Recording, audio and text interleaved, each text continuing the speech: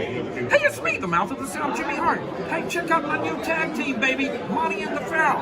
Hey, Jimmy, don't forget to tell them about Long Island's #1 pro wrestling broadcast. Well, you know what, I would, but you already did it. It's Monty and the Pharaoh. With Monty and Pharaoh. The Monty and Pharaoh Show. Monty and Pharaoh, bro. Monty and the Pharaoh. Monty and the Pharaoh. Monty and the Pharaoh. The Monty and Pharaoh Show. And you're watching the Monty and Pharaoh Show. Monty and the Pharaoh. With Monty and the Pharaoh. Monty and the Pharaoh. Monty and the Pharaoh. Monty and the Pharaoh. Monty and the Pharaoh. Monty and the Pharaoh. Monty and the Pharaoh. Monty and Pharaoh. Monty and the Pharaoh. And Monty and the Pharaoh. Oh, is it Monty and the Pharaoh? Monty and Pharaoh.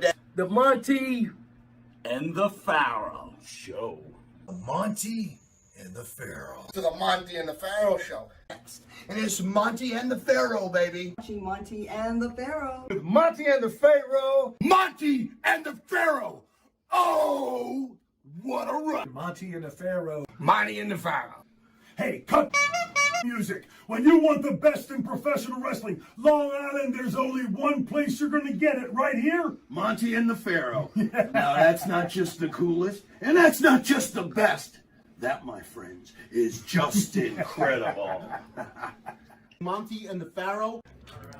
You've got the future Hall of Famer, that rocker, Marty Jannetty, and MJ in the house, and I'm sitting here with two more future Hall of Famers, Monty and the Pharaoh. We're doing that stuff, and we gonna rock it. Monty and the Pharaoh. Monty and the Pharaoh. Duh. If I was going to want to have sex with my damn daughter, do you think I'd tell the internet? What the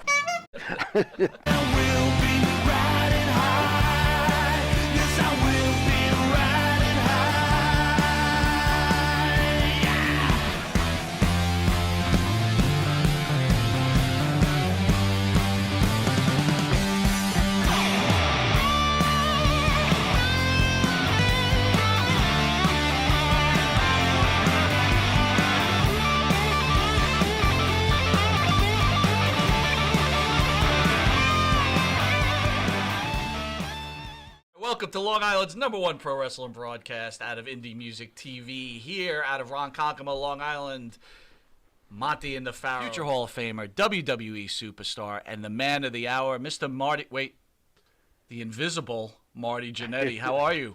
I'm doing excellent, man. MJ in the house. Are you sure? I can't tell. This whole COVID thing and political unrest, what are your viewpoints of what's going on in the world right now, brother? You know, at one point I thought, you know, it's just another, it's bad, obviously. You know, it's contagious, it's killing people. So is the flu, so is, you know, a lot of things. And so I thought, you know, they politicized it, you know, they're making it, and trying to turn it into Trump's fault, you know, like he invented it. I think when it's able to be told, which it can't be right now, I think China put that out on us. That's the new way of war, you know, biological weapons. Biological warfare. Okay. And Trump was whipping on trade in the trade war. So. Correct. He was taking it to them business-wise. So it's pretty clear that you're on the right, for sure, right? You know, Trump and I are friends. I got some stories. Let's keep it. Let's hear one. Let's be real. Got a little Trumpster story? Well, my favorite one with him, you know, I'd met him the first time at WrestleMania 5. You know, because we was at Trump Towers. Mm-hmm. It was this place, Trump Plaza, wherever it was. And, you know, he come up and, you know, shook my hand. He said he was a big fan. Oddly, somehow he didn't really take to Sean that well. That's a surprise. That's interesting. Well, it might have been because Sean was just not standoffish, but he was just so nervous. He came off. Was he nervous in Donald Trump's presence? I mean, we're talking about two very big egos. I think it was WrestleMania 5. That was a big deal to us. Yeah, you know? Interesting. Interesting. Yeah. Trump always had that kind of aura? When I first met him, I just thought, you know, he's a casino owner. We met 1,000 of them. You know, right. Did you ever imagine he'd be president of the United States someday when you first met him? No, he did. If he would have mentioned it, I would have thought, maybe. But what he did with it was so cool. I thought was pretty cool. We met that day. We did photo ops. You know, he kept telling me he was a big fan, which I appreciated. But I thought, you know, he just talked, you know. Okay. And that night at the casino, I'm down there with my girl, beautiful long blonde-haired girl I've been seeing for a while. We're down there, about midnight, gambling away, and nervous about the next day because me and Sean, the two smallest guys in the company, had to take on one-man gang and big boss man. Two biggest guys, 6'7", 6'6", 350 pounds, 375 pounds, and our little and it's our first WrestleMania. Man, how are we gonna make this look good?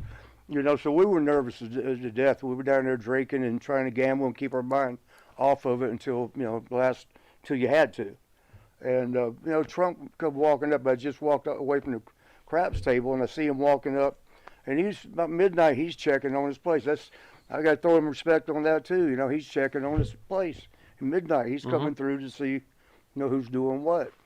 But I see him. He sees me. He smiles, and I'm like, well, damn. He does recognize me away from, and he comes right up to me. He goes, "How you doing, Marty?" And I'm like, "Oh, I feel all right." He goes, "No, how you doing?"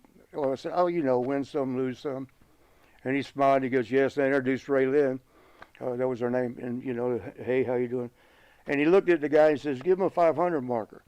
And to the guy at the craps table, which I didn't know, as much as I'm in casinos, I didn't know. I've heard of it, but I didn't know what it meant. So after he walked off, he said, "Good luck." I asked the guy, I said, "What's the 500 marker?" He goes, "Basically, he just gave you $500 to gamble with." Or do what you. Yeah, I played one hand, it wouldn't cash out. No, I didn't do that. I didn't do that, DT. I wouldn't do that to you. You didn't take Donald's money. Yeah, but so that happened, and then 2 years later, WrestleMania 7, he was with Marla Maples. I think she was guest hosting or something. And that was a fun day, man. Willie Nelson was there. DT, we'll call him DT because Trump, that's his stage name. I guess. DT, he was walking. Now, I had a different girl. Her name was Colleen. And You, a different girl? Shocking. Go on. But long blonde hair, very similar looking. Okay. Now this is 2 years later. And, I got my arm around her. I'm all excited, WrestleMania 7. And this time, we can make it look good because we got Barbarian and Haku. That one we can make, we actually ended up making it, I think they were called the Twin Towers. Maybe. That was a great match. I was there live. That Yeah, was a I great would match. say You did a great job. It turned out good. We did that double drop kick off the top rope to the middle, which nobody's, with all the stuff going on today, it's still, I ain't seen nobody, do that one. But so I'm walking by with her. Here he comes. He's that smile he's got, and he goes, "Marty, you always had a beautiful girl on your arms." And I smiled and thought about it, and she got all giddy and stuff because she knew who it was. And we walked off and whatever. I went back to his dressing room later, and he's sitting there in his dressing room waiting on Marla to do something. And I said, "Man, you got me in trouble." He goes, "What do you mean?" I said, "That was my wife." And he goes, Oh, I'm so sorry. And I'm doing like this. And I lost that. I said, "I'm just kidding. Trump's a lot like me, and I'm a lot like him." Sometimes we do storylines. Sometimes.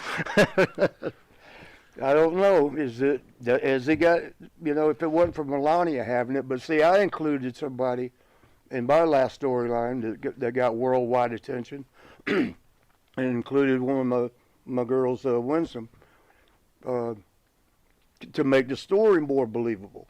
Trump had made Marla Maples a household name. And then the word in the streets was he actually had a bet with one of his buddies he would make her a household name. And I guess he won that bet. Yep, he did. But she was, at least that particular day, and sorry, Marla, I don't know you that well, just from that day. What a bitch she was being, Really? Yeah. And Surprised Don would put up with that. I bet you she wasn't that way towards him, at least not for long, as we know. Yeah, you'd have to ask him. I don't know. But she was hot, though. She was that, crazy hot. but somebody needs to teach her how to dress. She had her skirt or dress on that was hemmed up too high in the front. I mean, it looked like she bought it at Walmart. I'm not supposed to mention that. But what did it come across like that look when the old days where they pull their pants up too high with the belt buckle? yeah, something like Sean That used to looks do. terrible. Like Sean used to do. Yeah, Sean used to pull his blue jeans up under his chest. And a big old Texas belt buckle. Over his belly button? I mean, all Up here, man. I by was his like, man, nipples? put him down, son. terrible. But he had a male camel toe. He'd have him up. I can't say. What? When you go in these, sorry about fix my paper tooth. I'll explain that. What, in do a you got a little. paper tooth? What? I'm going to hear about that next. How do you eat steak? I'll take the paper out. You gotta take the paper tooth out, of course. Sometimes a big piece will get clogged in the gap. How do you clean that paper tooth? It's paper. I'll get another piece of paper. So we just like put a piece I've of... got some. I'll show you. I've got my replacement. Yeah, I teeth want to here. see what a paper tooth looks like. What? I think I got it Are here. you reaching for more paper teeth? Right now, What is going Well, on because this here? one only lasts so Wrestling long. icon Marty Jannetty reaching for his paper tooth. Here it is. There it is, paper tooth. What? And see, the problem, my teeth are so yellow. I got to drink coffee to darken this, so it matches. Oh my God! You can put the mask back on now, bro. It's Yeah, that's the real reason I had this on. Recently, there was a big story about your claim that you made a man disappear after an attempted rape on your person as a teenager. When this was presented to me, I absolutely took this at face value until I either A, heard from you, or B, heard that it was anything other than to be taken seriously. Would you like to fill us in on what happened here, please? Well, for those that don't know, what had happened was when I was 13 years old, I worked at a bowling alley in Columbus, Georgia, where I'm from. And there was a bunch of us kids that worked there, because they'd pay us under the table. You ain't supposed to work till you're 16 in Georgia. I don't know how it is anywhere else, but we were 13. And, back then we smoked a little weed, and this guy supplied it. This guy, it was a gay guy that worked at he worked the front desk. His name was Bob. Imagine that. Bob and Neil, his best friend. But, where I come from, that's funny, too bad. Go on. But I'm gonna get in trouble again. So a lot of the guys would hustle because he would pay the kids, the young boys. He'd pay them $50. This is way back. I'm talking about 1974 or something. He'd pay them $50. And a lot of the guys went for the hustle. They like, yeah, 13 years old. Give me $50. And 2 or 3 times a week, they could buy a car pretty soon. And a carton of chapstick. Go on. What? No, they didn't have to do the. They just had to sit there and get. Yeah, he did. Yeah, he they paid were receiving. $50. They weren't pitching. That would be a catcher. That's then. receiving. That's not pitching. So that'd be a catcher. Yeah. Now we got Goodfellas talk going on here. Anyway, go on. So, $50 for a Bob and Neil. So we smoked a little weed back then. Wait, Marty, real quick. What? So you're actually talking. These guys. Oh yeah, I'm letting them me. It's fine. And No, not me. No, but I get it. But you That's have what he said, these guys you. are very open with their comment. It's $50, bro. It's all good. I was 13 years old. Shit. This must be the we 70s. We wasn't This has making to that be much the at the bowling alley. We were getting like $3.10 back then. Your minimum wage was $3.35, but if you were part time, you got even less. We got like $3.10 an hour. Wow. For one job, and you made more than you could make in a couple of weeks. In the 70s, this is serious cash. Go on. Yeah. It is. Go on. Oh my God. But it is, mathematically. Okay, so we've set the mathematical parameters. All What right. happens from here? Yeah, so I was going to get a bag of weed from him, a $50 bag of 40. It was actually $40. Back then it was $40 called a in lid. That's a lot of weed in 1974. It's $40 an ounce. Look at you. And they called it a lid back then. You get to buy a lid. That's a lid and the whole pail, too. Yeah. But go on. Yeah. And so I was going to buy a lid, $40. It's that Mexican dirt weed, but still.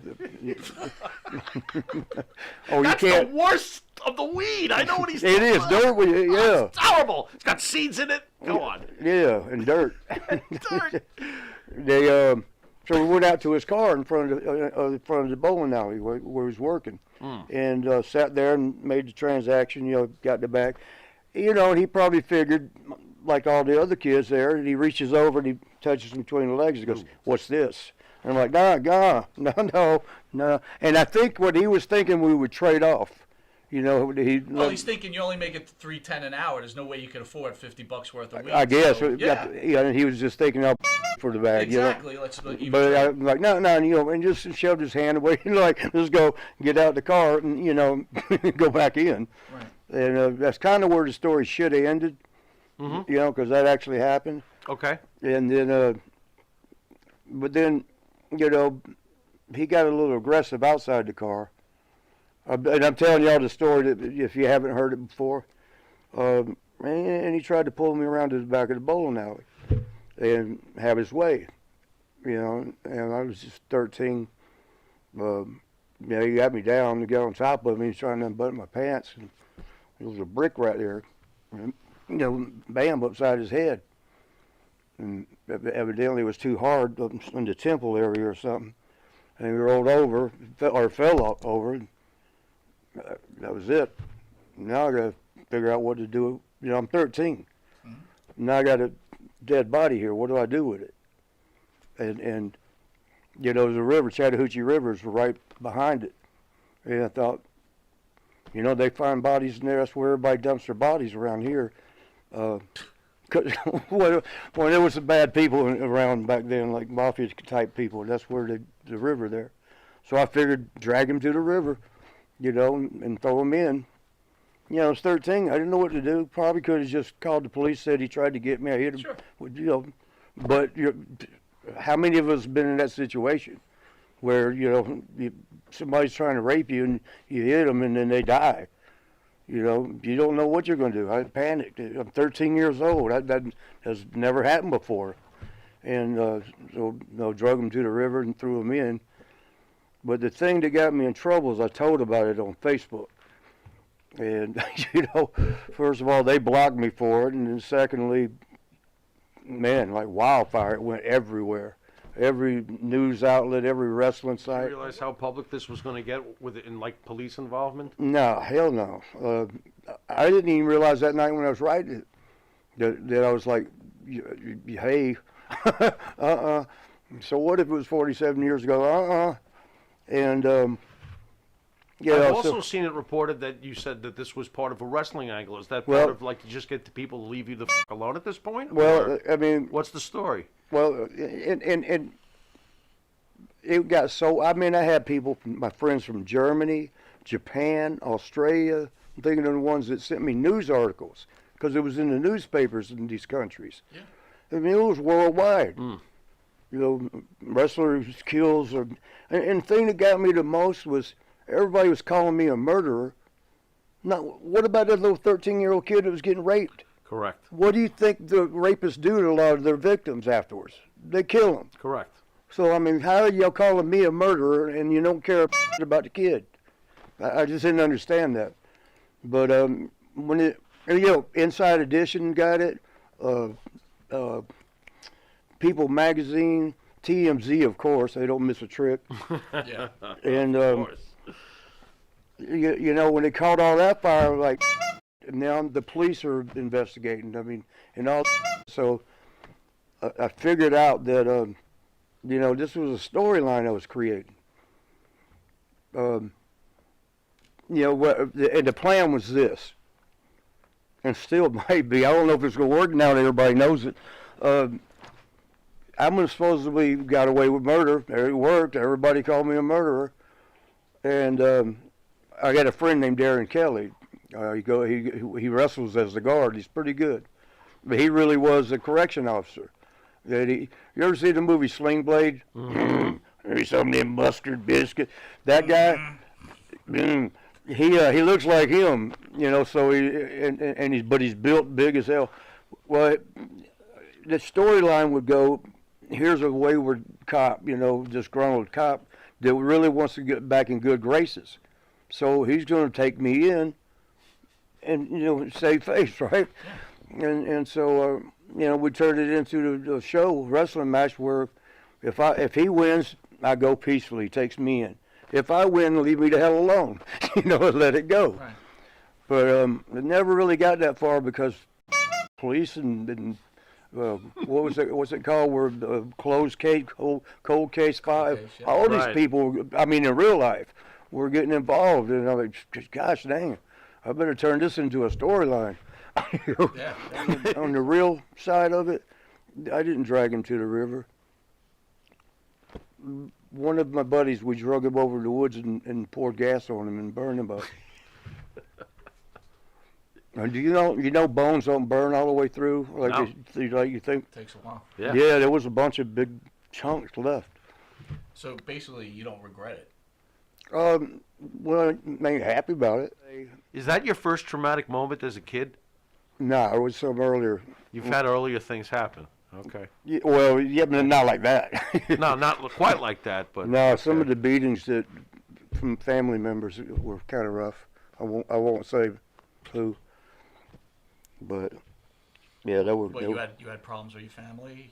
Was that? You had problems with your family. No, when we was young, just one of the members of the family wasn't real good at correcting. Not knowing how to spank right. Probably went way overboard a lot.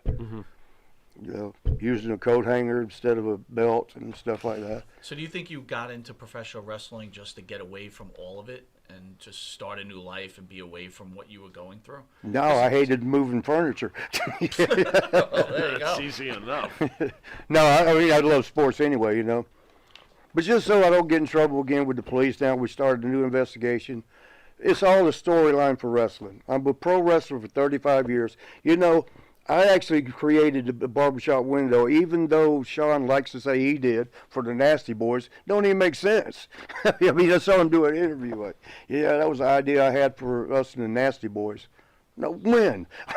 No, me and him sat and we kicked it back and forth and fine-tooth combed it. And, but that storyline is still around today. 27 years, 28 years. How long is it now? 27 years. Time. One 27 of the greatest years. storylines in the history of wrestling. Yeah, At and least so now evidently I just started another good one. It got worldwide. When's the last time WWF or AEW or whoever else is around right now? When's the last time they got on Inside Edition or worldwide? Everybody shooting newspapers with them in it over a storyline. Right. I can answer never. What was the whole deal with your daughter and then wanting to have sex with her? Nah, that was a hack job. That wasn't me at all. So what happened there? Actually, I got a call one morning, early, 5 or 6, and somebody said, "Marty, you need to take that off your Facebook." I'm like, "Take what off? What are you talking about? I ain't even been on there tonight." And they said, "You know about Bianca?" And I'm like, "What are you talking about? I haven't said nothing about Bianca." And they said, "Marty, you must have got drunk and forgot." I said, "I'm not even drunk. Do you hear me?" But they said, "There's a thing on your page about you wanting to have sex with Bianca, your daughter." And I'm like, "Whoa." And I went and I looked, and there wasn't nothing there. Because evidently you got attention real fast, too. Yeah. And whoever did it, well, however that works. I don't know how the hack world, I don't know how that works. I know I changed my password like 4 or 5 times a year, but it's still, somehow I get hacked all the time.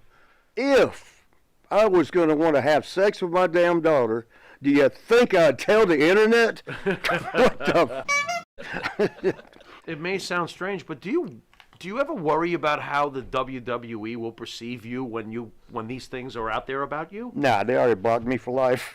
Do you really feel that way at this point? There's no chance of them ever, calling you or making amends or putting you where you belong, because you belong in the Hall of Fame. Well, they couldn't do that for a while because it was involved in a lawsuit with CTE. Okay. And they couldn't even answer. They couldn't even talk to me on the phone if I called up to find out why the check was late. Like royalty check. Well, they couldn't even talk to me on the phone. I had to go through their lawyer if I wanted to talk to them, which I didn't want to talk to them that bad. Vince and I are on great terms. Okay. I always said that if I could have got to him instead of get to the horse's mouth, not his, or however that goes. So you feel there are people in the way right now to get you to be able to sit down and talk to Vince and maybe get back on the same page, get you in the Hall of Fame, or? I mean, you know what? As much as I would love to be in the Hall of Fame, and I think I honestly, for some of the people, Donald You're a Hall Trump's of in there. You're a Hall of Famer, absolutely. If Donald Trump's in there, how can I not be? What are the effects you have now from it, though? Yeah, what are the long-term effects Yeah. of the concussions over the I years? hallucinate a lot. I got and I can't name some names, but I'll tell you one thing. This real odd. Well, a lot of things are odd, but and this has only started in the last year. I can be walking through a house. Damn, I'm sorry, this paper thing ain't working this time. There goes my dentist license. We might have to upgrade to plastic teeth. I can be walking through the house. Fine, I'm going to the kitchen and get a sandwich, and watch the rest of the Braves game. But something happens on the way. All of a sudden, I start crying.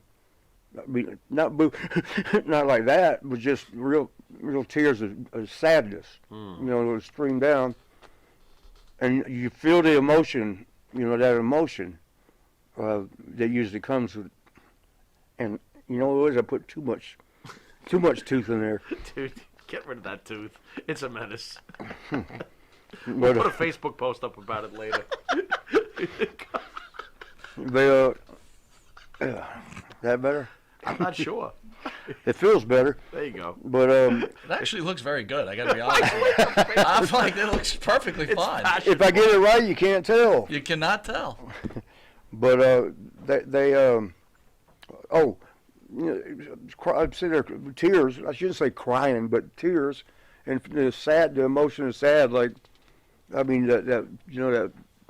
Oh man, that hurt. Oh, so sad. But I'm like, well, what the hell's what? There's nothing wrong, And I talked to one of the other guys about it. We were just talking about it because a bunch of us have it. And I'd mentioned to him about the crying. He told me not to ever say his name, so I won't. But he's big time, and y'all would know. Everybody would know him. But he said, when I told him about it, I said, "Have you started doing this yet?" And I told him about. I walked through the house and I'll start crying for no reason. And I actually feel that emotion. And he started crying on the phone with me. And I said, "What's the matter, man?" He said, "I've been doing that, and I thought I was the only one."